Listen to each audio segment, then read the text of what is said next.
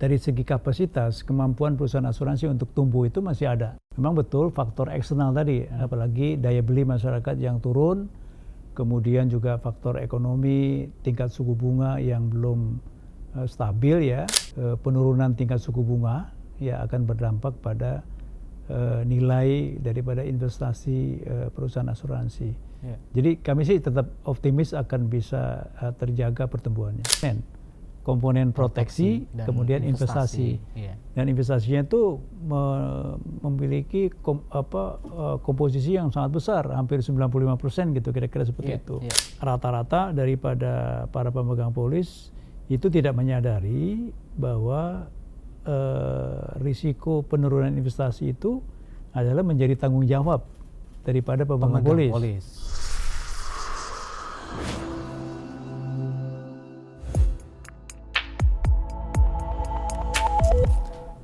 Pemirsa, kembali lagi bersama saya Fajar Widianto dalam acara Konvergensi. Kali ini kami sudah bersama dengan Bapak Ogi Prastomiono, Kepala Eksekutif Pengawas Perasuransian, Penjaminan dan Dana Pensiun, merangkap anggota Dewan Komisioner OJK. Selamat sore Pak Ogi. Selamat sore Pak Fajar. Terima kasih kami telah diberikan kesempatan dan waktu untuk berbincang-bincang dengan Investor Trust. Hari ini kita akan membahas lebih banyak soal industri asuransi kelihatannya Pak Ogi, karena publik lebih banyak menaruh concern pada industri asuransi pada hari ini.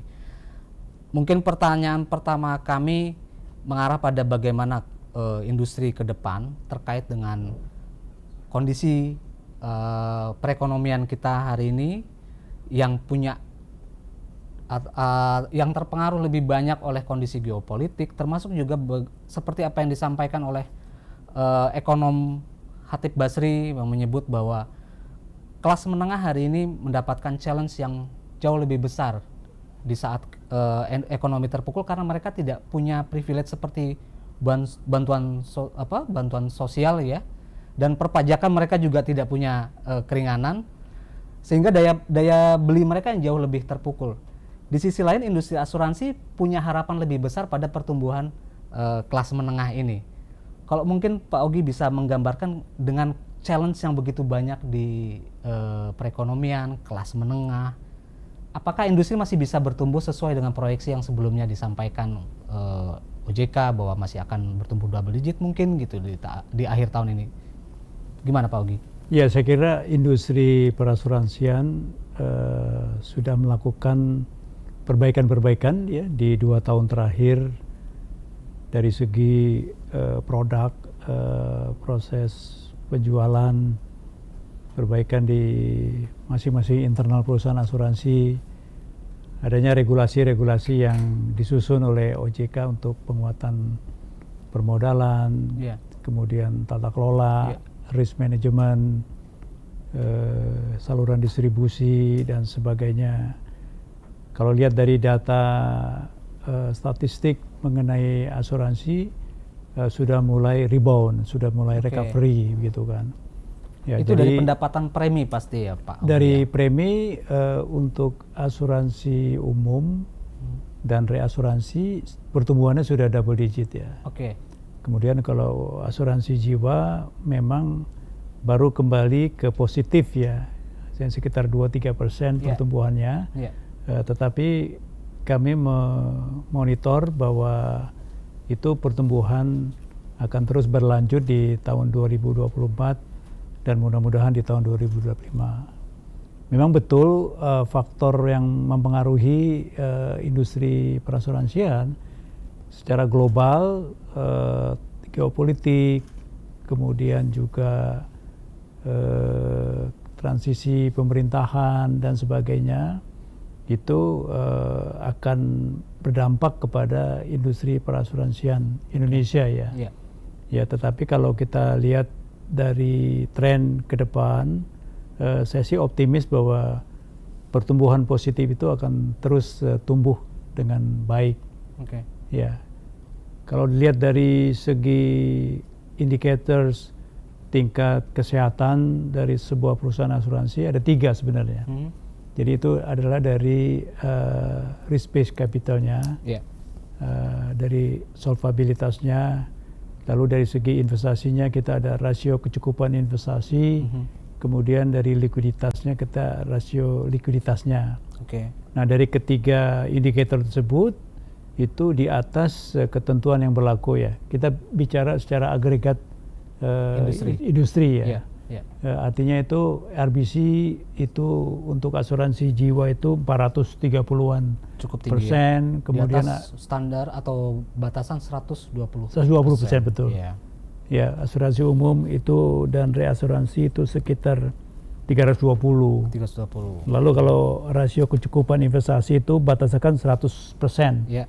Itu dari asuransi umum dan reas itu 179%, kemudian asuransi jiwa itu 134%. Demikian pula untuk rasio likuiditas, ketentuannya di atas 100%. Kami melihat bahwa asuransi umum itu 145%, asuransi jiwa itu 136%. Artinya dari tiga indikator tersebut semua di atas ketentuan yang berlaku. Artinya dari segi kapasitas, kemampuan perusahaan asuransi untuk tumbuh itu masih ada. Room untuk pertumbuhan masih ada. Memang betul faktor eksternal tadi, apalagi daya beli masyarakat yang turun, kemudian juga faktor ekonomi, tingkat suku bunga yang belum stabil ya, meskipun kita amati akan terjadi penurunan tingkat suku bunga, ya akan berdampak pada nilai daripada investasi perusahaan asuransi. Jadi kami sih tetap optimis akan bisa terjaga pertumbuhannya. Yang menarik yang sering menjadi perbincangan belakangan ini adalah industri asuransi jiwa yang sebelumnya ditopang pertumbuhan preminya oleh unit link, hampir sekitar 7 tahun terakhir dia selalu mendominasi sebagai pencetak pendapatan premi terbesar dibanding asuransi tradisional.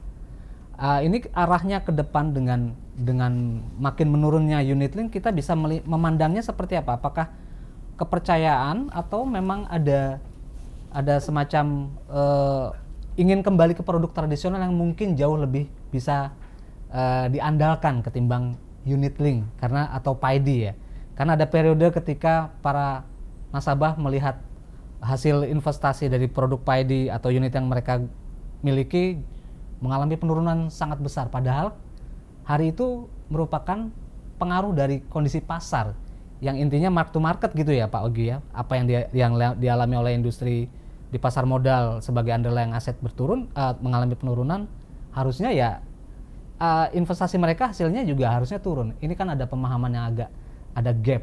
Tapi belakang ini ternyata berpengaruh cukup besar terhadap pendapatan premi dari unit link. Gimana Pak Ogi memandang ini ke depan, Pak? Iya betul. Salah satu produk yang memberikan kontribusi terbesar di masa lalu itu dari produk unit link atau PAID ya. PAID. Itu dalam kondisi pasar yang selalu tumbuh, di mana investasi yang ditanamkan itu memberikan return yang cukup tinggi. Kemudian nilai pasar pun itu stabil ya. Dan penjualan terhadap produk PAID meningkat dengan cukup signifikan ya, karena memberikan benefit kepada pemegang polis maupun juga kepada perusahaan asuransi ya. Tapi ketika terjadi COVID ya dan terjadi ketidakstabilan dari global ya, itu berdampak cukup sangat signifikan ya. Di mana investasinya nilainya turun. Dan rata-rata daripada para pemegang polis itu tidak menyadari bahwa risiko penurunan investasi itu adalah menjadi tanggung jawab daripada pemegang polis. Ya, jadi kan kalau produk unit link itu ada dua komponen proteksi kemudian investasi. Dan investasinya itu memiliki komposisi yang sangat besar, hampir 95% gitu, kira-kira seperti itu. Nah, jadi kalau turun itu mereka dampaknya kepada pemegang polis. Nah, ini tidak disadari ya. Nah, oleh karena itu OJK di tahun 2022 menerbitkan surat edaran nomor 5 tahun 2022 mengenai PAID, di mana terjadi perbaikan-perbaikan di dalam pertama produknya, penjualan. Yang kedua dari cara menjualnya itu sendiri ya. Nah itu tentunya akan berdampak ya kepada penjualan daripada produk padi itu sendiri ya. Itu kira-kira gambaran yang terjadi setelah krisis setelah COVID ya, terjadi penurunan. Tapi kita melihat penurunan itu sudah mencapai bottom ya. Sudah mencapai bottom ya. Nah, kemudian sudah mulai recovery penjualan itu kepada kondisi yang lebih baik ya, dengan cara penjualan yang lebih baik, penjelasan yang lebih baik, kemudian agen asuransi atau bank insurance pun lebih menjelaskan produk itu terlebih dahulu. Ya, artinya kalau dan kita tidak menjanjikan return. Tidak menjanjikan return ya. Nah, jadi istilah dari industri asuransi itu pahami dan miliki asuransi. Jadi pahami dulu itu. Nah itu cukup berdampak ya, karena beberapa perusahaan asuransi itu tidak lagi menjual produk unit link atau PID. Ya, jadi itu ada pendaftaran ulang mengenai produk PID itu sendiri kepada OJK, dan tidak semua produk perusahaan asuransi itu menjual kembali dari produk PID-nya. Nah jadi di kompetisi sudah berjalan dengan baik. Sehingga akan istilah kami itu membentuk new equilibrium. Jadi ada tidak new normalnya itu berbeda dengan sebelum COVID ya, dan mereka bergeser ke produk-produk konvensional yang lainnya. Artinya new equilibrium itu memang artinya kondisi sekarang ini new equilibrium. Menuju ke equilibrium. Apakah bisa diartikan juga new equilibrium itu juga masyarakat akan jauh lebih banyak memilih produk tradisional ketimbang unit link? Artinya ada masyarakat tertentu saja yang betul-betul memahami, yang akan membeli unit link, dan porsinya mungkin tidak seperti tahun-tahun sebelumnya, porsi pendapatan premi dari unit link. Ya, untuk produk unit link revenue yang dikontribusikan akan menurun ya. Tetapi sebagian beralih kepada produk-produk asuransi yang lainnya. Tradisional itu, dan juga termasuk asuransi kesehatan yang memiliki kontribusi yang cukup besar ya. Tapi secara overall dari industri asuransi jiwa itu penerimaan preminya sudah tumbuh tadi 2-3%. Iya, betul. Ya artinya itu sudah tumbuh, betul bergeser, komposisinya bergeser ke produk-produk non PID ya. Walaupun PID masih tetap kontribusi sekitar 17-18%. Ini di asuransi jiwa Pak. Kalau di asuransi umum ada lagi challenge-nya nih soal hardening market. Ketika pasar sudah mulai melihat term and condition yang jauh lebih ketat, risiko yang juga lebih besar karena pandemi kemarin, sehingga potensi peningkatan tarif premi juga sangat terbuka. Bahkan industri asuransi umum masih mengalami itu. Kalau menurut Pak Ogi, apakah hardening market ini memang seperti di asuransi jiwa tentang pendapatan premi tradisional dan unit link mereka akan mendapatkan new equilibrium? Apakah hardening market ini juga sebuah new equilibrium di asuransi umum? Jadi upaya kita itu bagaimana pertumbuhan industri perasuransian itu tumbuh dengan sehat. Jadi OJK berupaya untuk membuat suatu kebijakan dalam bentuk regulasi-regulasi yang diterbitkan itu memperhatikan pertumbuhan yang sehat dan kontinu jangka panjang. Ya, oleh karena itu beberapa produk kebijakan produk asuransi itu diperbaiki. Salah satunya adalah terkait dengan produk asuransi kredit. Ya, asuransi kredit itu perbaiki karena itu salah satu yang menjadi perhatian daripada OJK. Karena kontribusi asuransi premi terhadap asuransi kredit di asuransi umum khususnya itu cukup besar.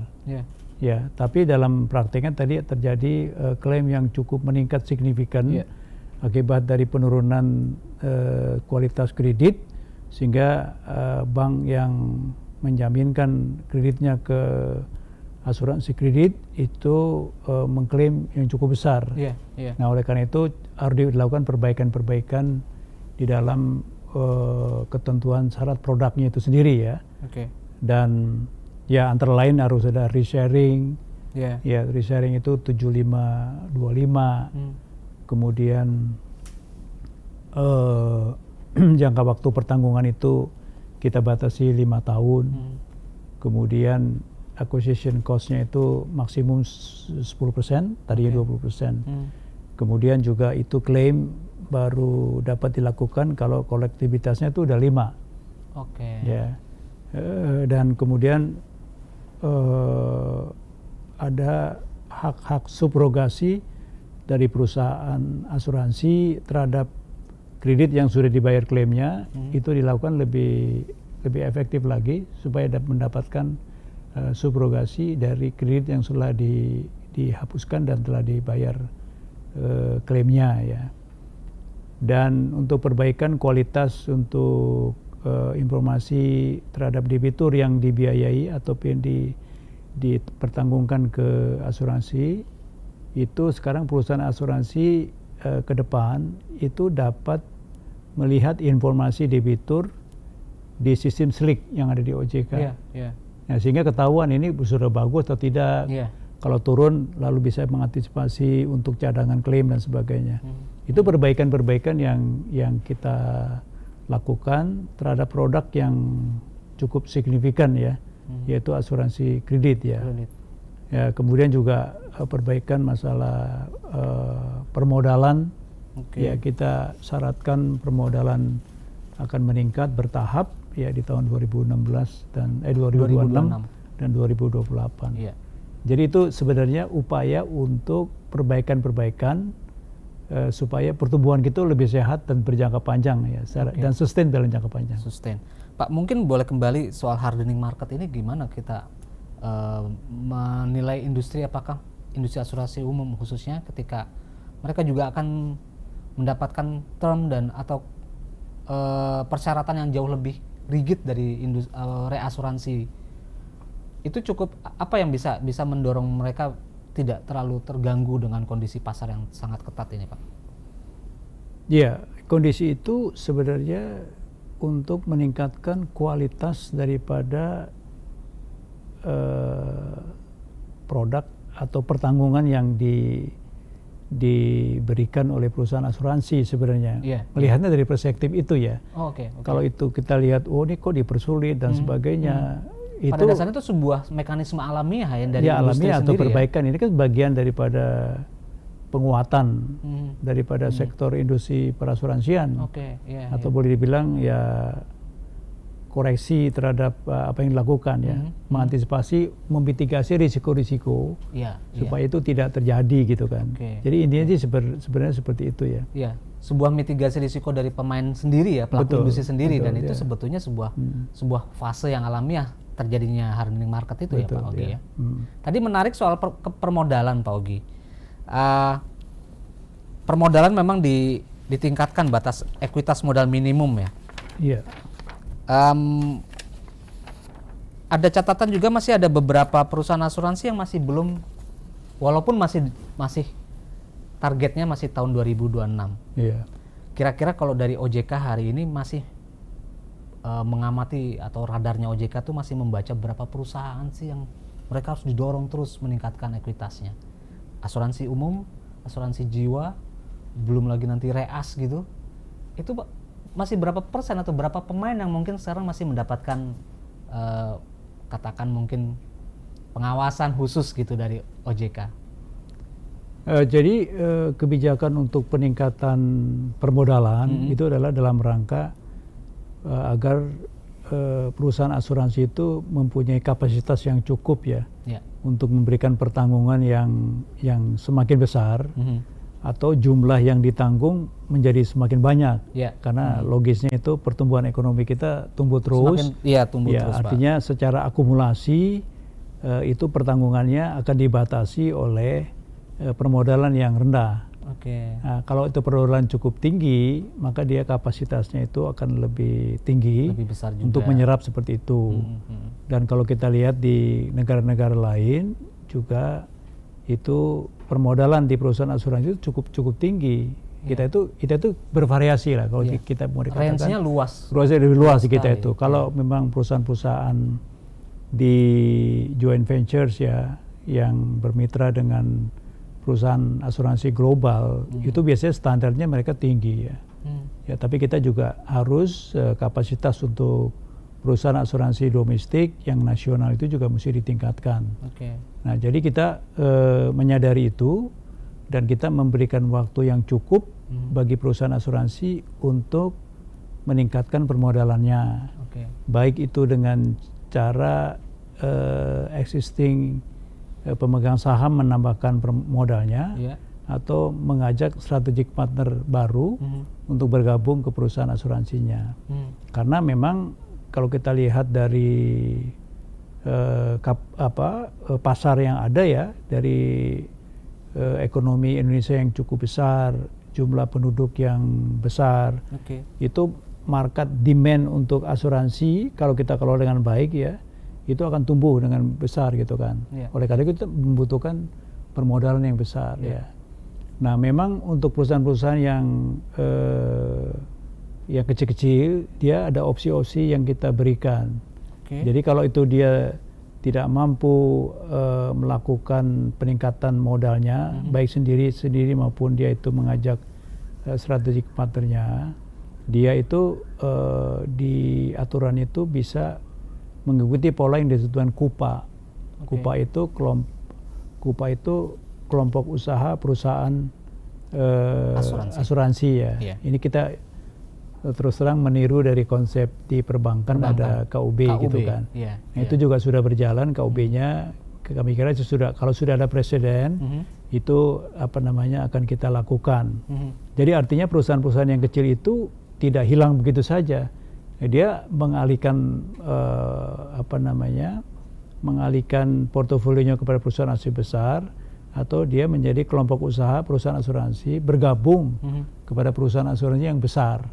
Nah, itu akan ada bantuan daripada perusahaan asuransi yang besar itu untuk mengembangkan bisnisnya. Jadi room untuk eksis di industri pun tetap ada gitu. Jadi tidak hilang sama sekali. Tadi pertanyaan saya soal itu, Pak. Berapa persen nih sebetulnya soal penguatan modal ini kayaknya masih terganjal di beberapa perusahaan asuransi. Masih ada berapa banyak perusahaan asuransi yang belum mampu? Kalau bahwa memang disiapkan skema untuk bergabung dengan perusahaan yang besar, tapi kira-kira berapa sih yang kira-kira nggak akan bisa menambah modalnya? Ada, Pak? Ya, kalau berapa yang tidak mampu itu mereka masih punya waktu ya. Betul. Kan masih waktu 2026. Karena kita syaratnya itu 2026 itu perusahaan asuransi konvensional itu 250 miliar. Kemudian kalau yang syariah bahkan itu 100 miliar gitu kan. Kemudian lompat 2 tahun lagi, itu pun kita di 2028 itu dari 250 menjadi 500. Kalau mau jadi yang istilahnya KPPE 2 yang lebih besar itu 1 triliun. Gitu kan. Jadi maksud saya itu masih ada waktu ya. Jadi belum sampai terlalu harus diwaspadai banget gitu lah. Belum tahu beri mereka waktu gitu ya, Pak ya. Beri waktu dia tuh. Dan kita menerima rencana bisnis tahunan itu, dan juga salah satunya kita tanyakan gimana rencana peningkatan modalnya.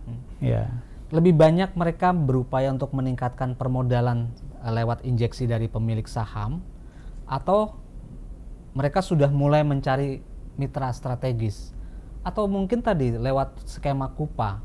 Berapa yang mulai, atau mana yang lebih banyak menjadi pilihan pemilik perusahaan asuransi dengan modal yang masih belum cukup sesuai standar dari OJK? Ya, kalau kita lihat dari tren yang ada sekarang, justru dari pemain global itu mencari partner di lokal gitu kan. Beberapa perusahaan itu sudah menjual kepemilikannya itu kepada pihak asing. Dan itu dia asing itu daripada membentuk baru, mencari partner gitu kan. Lebih baik dia mengambil perusahaan-perusahaan yang mungkin sudah tidak kuat lagi modalnya, dan dia menjadi pemegang saham. Itu sudah ada beberapa tersebut. Kalau tadi yang memutuskan KUPA atau dia itu meningkatkan modalnya, memang belum kelihatan sekarang ini belum kelihatan ya. Jadi kita malah menunggu jodoh dari luar ini sekarang lebih banyak, gitu ya Pak Ogi? Ya, karena salah satunya seperti itu ya. Tapi ada juga yang memang mereka itu berupaya untuk meningkatkan modalnya sendiri ya. Baik itu melalui tambahan modal atau dia tuh meretain laba ya untuk peningkatan ekuitas. Karena yang kita hitung tuh ekuitas, lebih ke ekuitas. Iya, ekuitas. Bukan ke modalnya tuh. Jadi modal di store itu ada juga yang retain earning yang dipupuk dari hasil keuntungan di tahun berjalan tapi tidak dibayar ke dividen. Itu kita himbau seperti itu. Itu jadi ada dua kecenderungan itu ya untuk bisa meningkatkan permodalannya atau ekuitasnya ya tadi. Pertama mengajak mitra strategis asing. Yang kedua tadi menahan laba untuk memupuk modal gitu ya Pak Ogi ya. Kupa soal nanti akan pembentukan dengan asuransi yang lebih besar. Apakah betul-betul persis seperti yang dilakukan di perbankan KUB? Artinya ada juga perusahaan asuransi yang besar juga akan menyuntikkan modal, menggeser modalnya ke perusahaan asuransi yang lebih kecil tadi itu ya, penguatannya. Seperti itu ya Pak Ogi? Atau idenya, ada skema yang lebih spesifik dibanding perbankan? Idenya sih serupa dengan yang di KUB ya, untuk kelompok usaha bank ya. Kita mungkin akan mengatur mengenai batasan bahwa perusahaan asuransi yang beranggotakan Kupa tersebut harus memiliki kepemilikan yang cukup ya. Jadi dia harus kepemilikan yang cukup. Kemudian modal dalam bentuk kepemilikannya itu tertentu ya. Mungkin 10% kita mintakan. Dia harus memiliki kepemilikan di bawah itu 10%.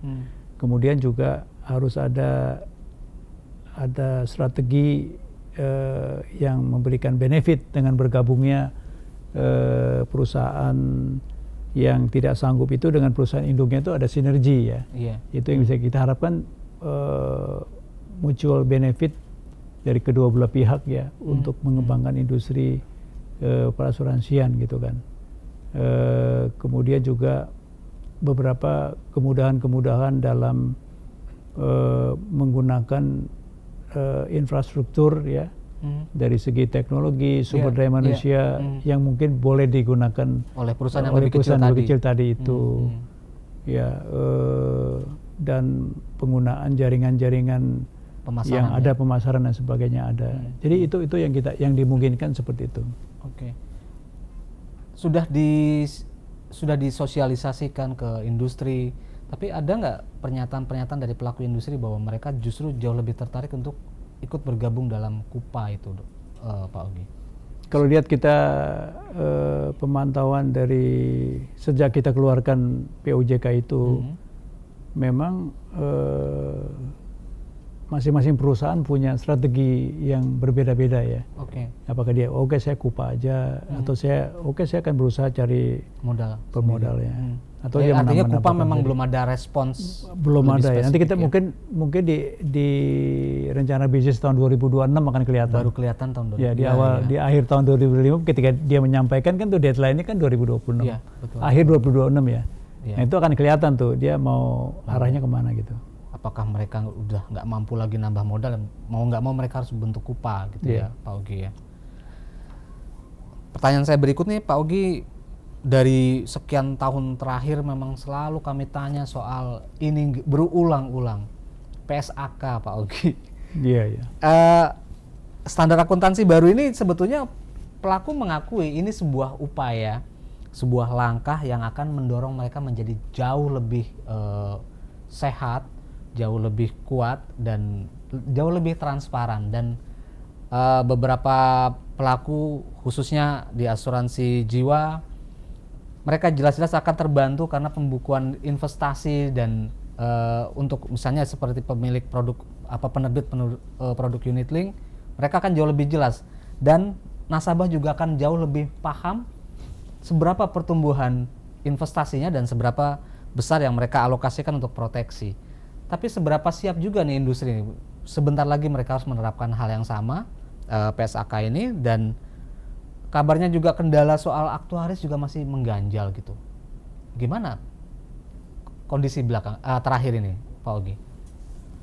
Ya, jadi mungkin saya jawab yang pertama dulu ya, mengenai implementasi dari PSAK 117 ya namanya. 117. Itu adalah kontrak asuransi dari turunan dari IFRS 17 ya. Ya. Nah, itu kita kan membentuk steering committee ya, mengenai implementasi IFRS 17 ya. Ya.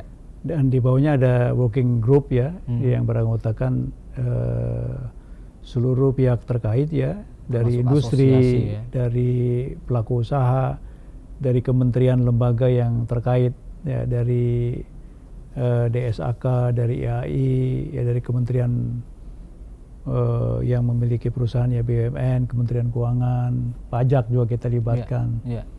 Nah, itu kita komit bahwa itu harus kita lakukan di 1 Januari 2025. Ya. Itu udah keputusan daripada steering committee ya. Dan sudah kita sampaikan kepada asosiasi, kepada seluruh perusahaan asuransi bahwa kita akan menerapkan PSAK 117 itu di 1 Januari 2025 ya. Nah, oleh karena itu beberapa langkah-langkah persiapan mereka harus menyampaikan kepada OJK terkait misalkan saldo awal itu sudah harus disampaikan. Itu sudah dilakukan di triwulan 1 2024 kemarin. Kemudian paralel run uji coba untuk PSAK apa sih dampaknya seperti apa. Itu di triwulan 2 kemarin juga sampai dengan sekarang. Lalu kita evaluasi bagaimana dampaknya terhadap perusahaan gitu kan. Nah, ini secara umum banyak yang sudah bisa menerapkan PSAK 117 di 1 Januari ya. Oh, jadi nggak seperti Desas-desus itu cuman JV aja atau joint venture aja ya sebetulnya yang mampu paralelan atau menerapkan artinya PSAK perusahaan-perusahaan domestik pun juga sudah mulai siap ya. Apakah itu semuanya? Tentu saja juga pasti ada yang belum siap 100% ya. Oleh karena itu di steering committee juga kami sampaikan bagaimana kalau ada perusahaan-perusahaan yang belum dalam satu lain hal tuh belum bisa menerapkan PSAK 117. Nah, itu akan diberikan semacam supervisory action, bahwa itu kita akan berikan waktu mereka menyusun semacam rencana aksi ya, action plan, bagaimana pemenuhannya seperti apa. Nah, sementara kalau yang sudah jalan itu akan kita lakukan sudah mengikuti PSAK 117 tersebut. Memang pasti ya dalam perjalanannya itu ada perbaikan-perbaikan ya. Tetapi kita komit di industri itu supaya penerapan standar internasional itu menjadi suatu hal yang juga kita lakukan di Indonesia. Mandatori gitu. Ya. Ya. Kemarin kan para pelaku ini sebetulnya khususnya perusahaan asuransi kelas menengah dan atau yang bermodal cekak gitu ya. Mereka selalu mengeluh, ini sistem ini juga mahal loh. Kalau kita keluarkan untuk membeli sistemnya, berapa besar yang kita bisa tahan untuk laba atau untuk pencadangan misalnya. Nah, perusahaan-perusahaan yang memang secara permodalan rendah, kas mereka juga cekak gitu ya. Apa yang disiapkan oleh Pak Ogi atau oleh OJK, karena di sini ada juga periode mereka untuk semacam bertransisi. Artinya saya mungkin bisa kita simpulkan bahwa memang ada beberapa perusahaan asuransi bermodal kecil masih diberikan periode transisi, tidak menerapkan itu pada awal tahun 2025 atau gimana Pak gitu? Jadi frameworknya itu yang namanya PSAK itu cuma satu. Oke. Itu kan juga DSAK sudah menekan cuma satu. Iya. Bahwa ada yang belum menerapkan PSAK itu adalah kita ada supervisory action daripada itu. Jadi tidak untuk menegaskan bahwa kita tidak mengizinkan ada dua gitu kan. Iya. Ya. Tapi ada satu, tetapi dia itu belum bisa melakukan. Kemudian kita lakukan supervisory action, dia menentukan langkah-langkahnya seperti apa yang kita lakukan. Okay. Jadi itu adalah masuk kategori dia sudah melakukan ketentuan yang berlaku, tapi diberi kesempatan untuk rencana aksi seperti apa. Itu berapa lama itu Pak Ugi? Ya, kita belum tentukan apakah itu setahun, apakah itu 2 tahun gitu kan. Tidak akan timbul kecemburuan, Pak Ugi? Tapi kan dia kategorinya perusahaan yang dalam peringatan lah gitu kira-kira gitu. Pengawasan. Pengawasan. Atau apa statusnya Pak? Perusahaan dalam pengawasan. Supervisory action. Dia kena dalam pengawasan gitu. Iya. Kelompoknya di situ. Jadi bukan diizinkan. Bahwa itu juga warning sebetulnya buat mereka masuk kategori ini mereka. Jika sampai mereka tidak mampu melakukan penerapan standar itu, apa finalnya Pak Ugi? Ya, kita belum tahu seperti apa ya, karena itu kan suatu kewajiban yang harus dipenuhi gitu. Mandatori. Kan? Ya, apakah dia tuh bergabung nanti ke perusahaan yang sudah melakukan. Kita juga berupaya ngomong dengan asosiasi ya, supaya tadi yang terkait dengan sistem ke infrastruktur teknologinya, kenapa nggak punya satu ya, yang itu bisa digunakan sama-sama untuk kecil-kecil gitu. Itu kan lebih di sharing, bisa digunakan.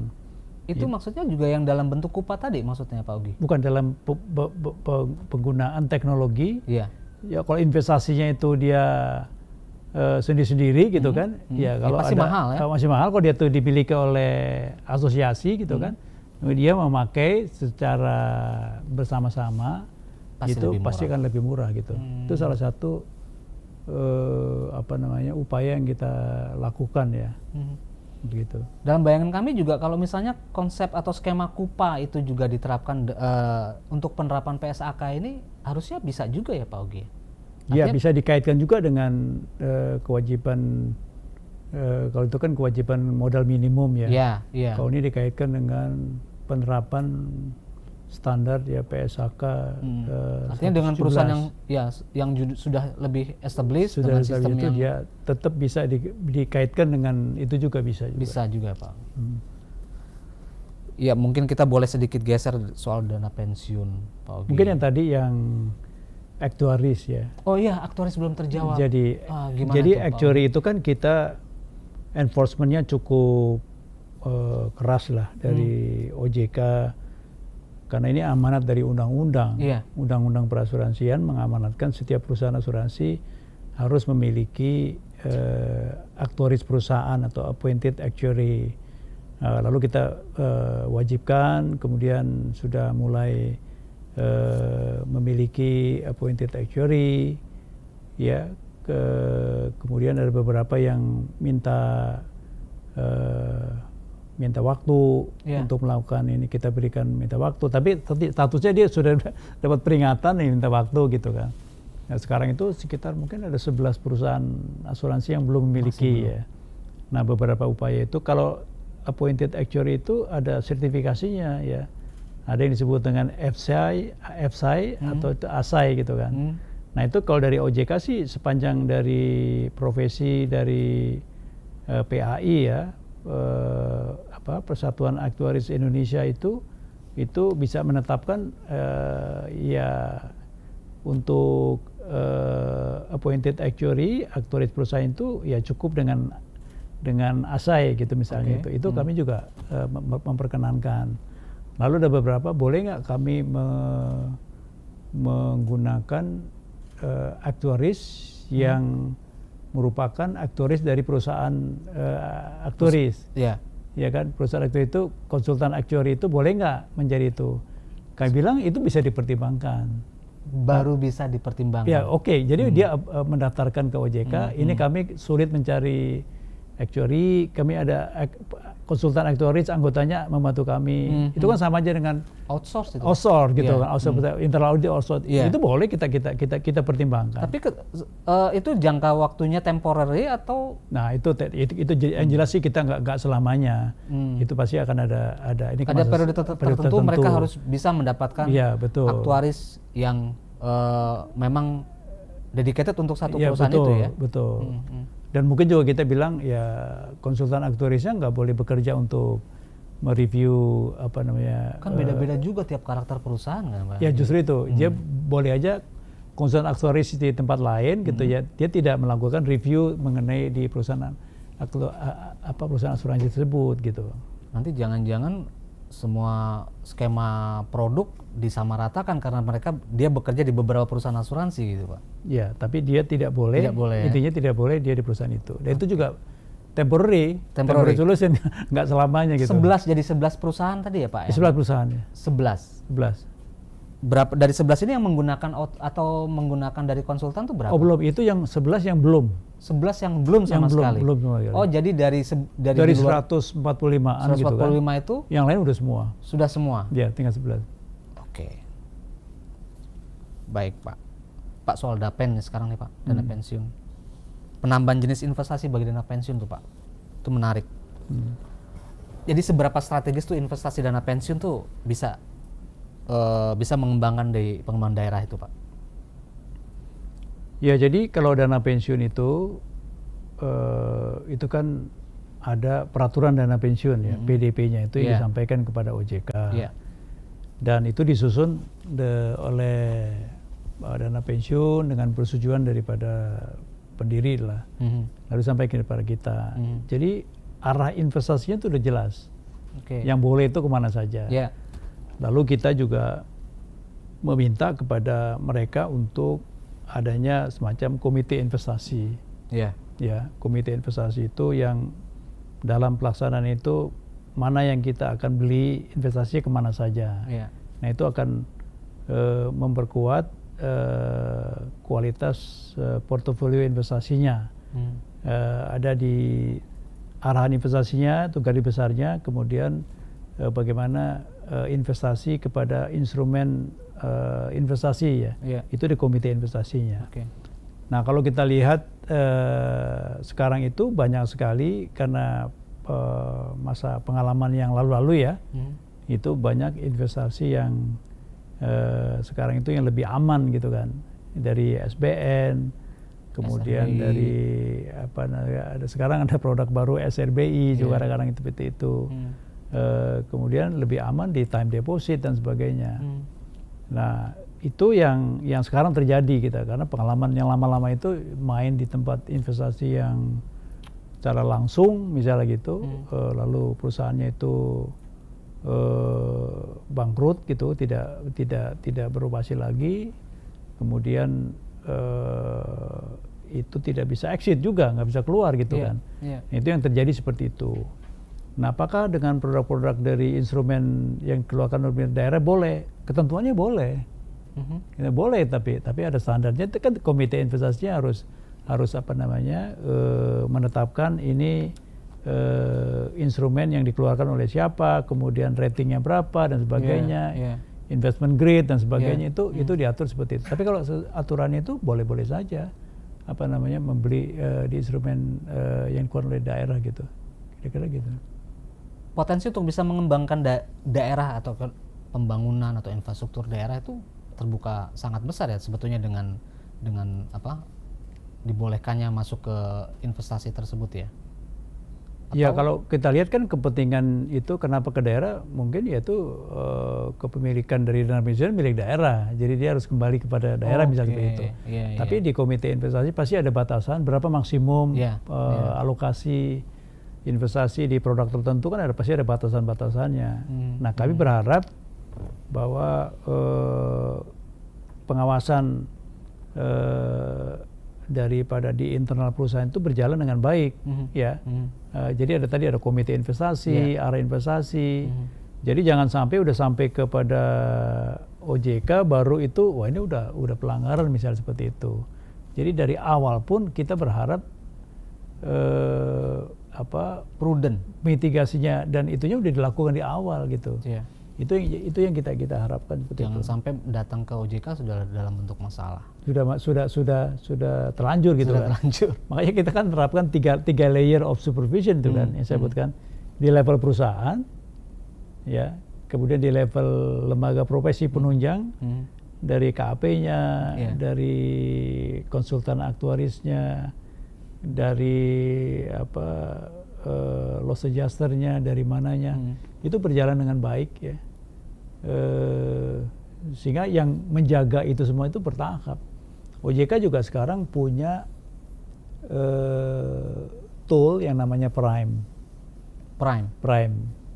Itu intinya adalah pengawas dapat mengetahui investasi yang dilakukan di capital market ya. Melalui ada data itu kan tercantum di KSEI gitu, kita bisa ngelihat. Iya, betul Pak. Jadi dia tuh transaksi ke mana, counterparty-nya siapa, harganya berapa, ini di pasar reguler atau di pasar negosiasi. Itu kita bisa lihat. Nah kalau terjadi ada anomali dan sebagainya udah ketahuan, kita bisa ngelihat ini kemana, ditanya, kita bisa tanya kepada mereka, kita bisa panggil mereka. OJK bisa langsung panggil. Itu seperti itu sebagai salah satu tools, ya? Peningkatan ya untuk pengawas ya.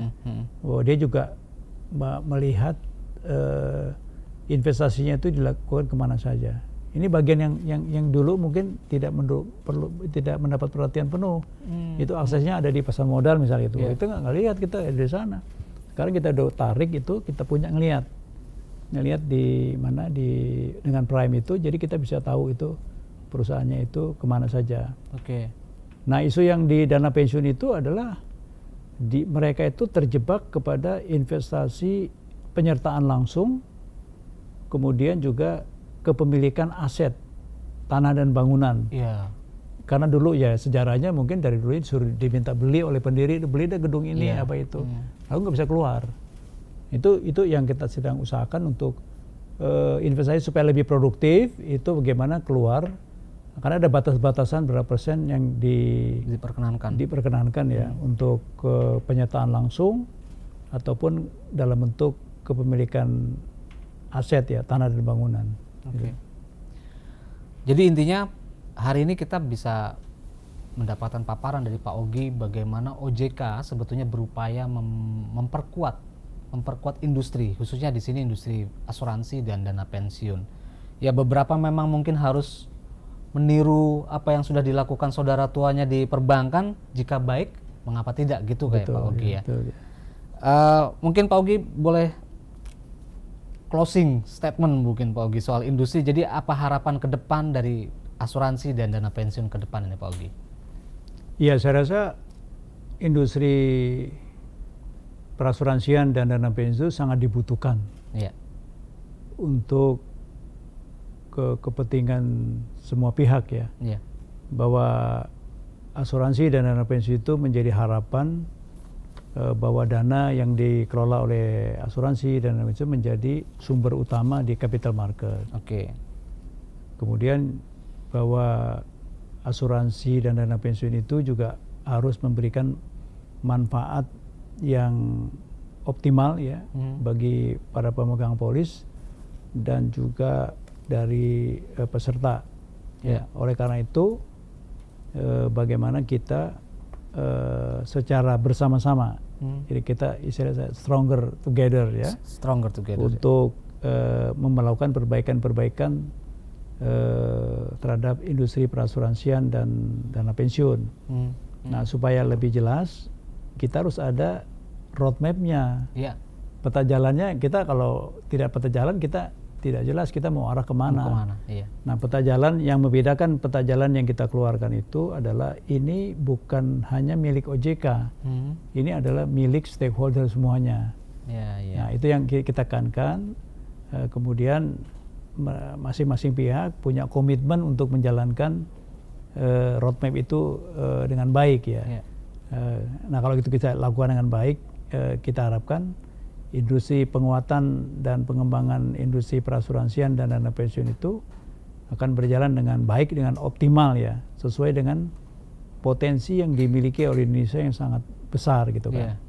Nah jadi dan OJK akan melakukan monitoring pelaksanaan daripada roadmap, ya kemudian penyusunan POJK yang sangat banyak ya. POJK ini kita keluarkan dalam setahun ini 3 tahun terakhir itu. 3 tahun terakhir udah berapa berarti POJK untuk? Iya, tahun lalu itu sekitar 10 ya. Kemudian sekarang ini juga sekitar 10, kemudian ada SEOJK-nya juga. Ya mungkin ya kita bertahap. Tahun depan juga masih akan ada aturan-aturan baru. Dan juga ada aturan-aturan yang dikeluarkan oleh pemerintah ya dalam bentuk peraturan pemerintah. Ya peraturan pemerintah turunan daripada Undang-Undang P2SK. Iya. Itu yang terkait dengan asuransi adalah peraturan pemerintah terkait program penjaminan polis. Iya. Kemudian peraturan pemerintah mengenai asuransi wajib ya untuk third party liabilities. Ya. Kemudian peraturan pemerintah mengenai pengelolaan aset liability program pensiun. Oke. Ini juga akan dilakukan. Intinya itu adalah kewenangan untuk melakukan haircut terhadap investasi daripada dana pensiun ya. Sekarang itu rata-rata belum berani ya, terutama untuk yang milik pemerintah atau badan atau lembaga yang didirikan khusus oleh pemerintah. Khawatir di belakang hari. Betul. Akan ada konsekuensi. Kalau di swasta sih udah biasa gitu. Gitu. Jadi ini memberikan keleluasaan juga ya untuk para pengelola dana pensiun plat merah gitu ya. Betul, ya itu akan dibuka ya. Ya, tapi PP-nya kan sedang digodok terus gitu kan. Ya, Nah jadi ada roadmap, semua pihak terlibat, perbaikan-perbaikan regulasi dan sebagainya. Kita berharap bahwa industri perasuransian dan dana pensiun akan tumbuh dengan sehat, berkontribusi kepada ekonomi Indonesia dan memberikan manfaat kepada pemegang polis dan peserta dana pensiun yang lebih baik. Kira-kira gitu ininya. Terima kasih harapannya. Terima kasih. Demikian pemirsa, kita sudah berbincang-bincang dengan Bapak Ogi Prastomiono, Kepala Eksekutif Pengawas Perasuransian, Penjaminan dan Dana Pensiun. Begitu banyak paparan yang sudah disampaikan, tapi dalam kita bisa simpulkan bahwa OJK terus berupaya memperkuat industri perasuransian dan dana pensiun. Bahkan dalam 2 tahun terakhir sudah 20 POJK atau peraturan OJK yang disiapkan, yang dibuat, dan akan menyusul beberapa peraturan lainnya yang sifatnya akan memperkuat permodalan, juga bagaimana mereka memitigasi risiko.